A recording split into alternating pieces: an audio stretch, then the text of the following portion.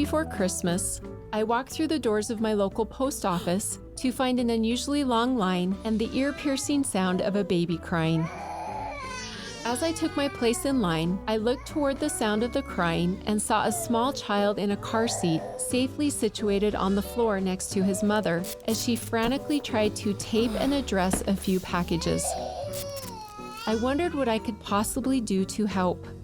I worried that a stranger trying to console this little one might make things worse.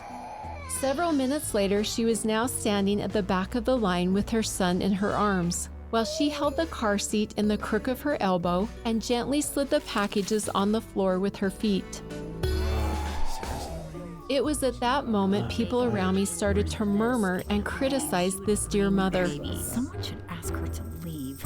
My heart broke, for we did not know her story. The post office was just a few miles from a large Air Force base. Maybe she was living far from home and her husband was deployed. Maybe those packages were filled with the hollow substitute of her heart as she braced herself to spend Christmas alone with her young son. 20 minutes later, I stood at the front of the line and the baby was still inconsolable. With a prayer in my heart, the Holy Ghost told me exactly what I should do. I picked up my packages and walked to the back of the line and asked the young mother if she would please trade me places.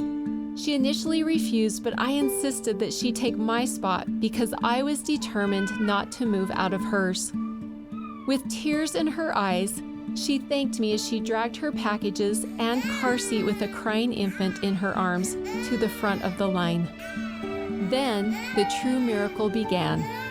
The gentleman in front of me turned around and said, "Oh, no, you don't. You will stand in front of me." And he moved to stand behind me. This gracious act continued as I gradually worked my way to the front of the line. I could not believe it. One lady even indicated that she was embarrassed she had not thought of the idea herself, as another pulled out a sucker from her purse and walked over to offer it to the crying child. Just as the young mother finished mailing her packages, our eyes met once again as she mouthed the words, "Thank you."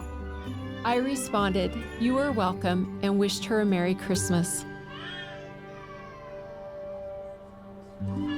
Thanks to the promptings of the Holy Ghost, an entire post office full of people was reminded of the true meaning of Christmas, as together we made room for a young mother and her infant son. After all, the celebration of Christmas began with a young mother and her infant son.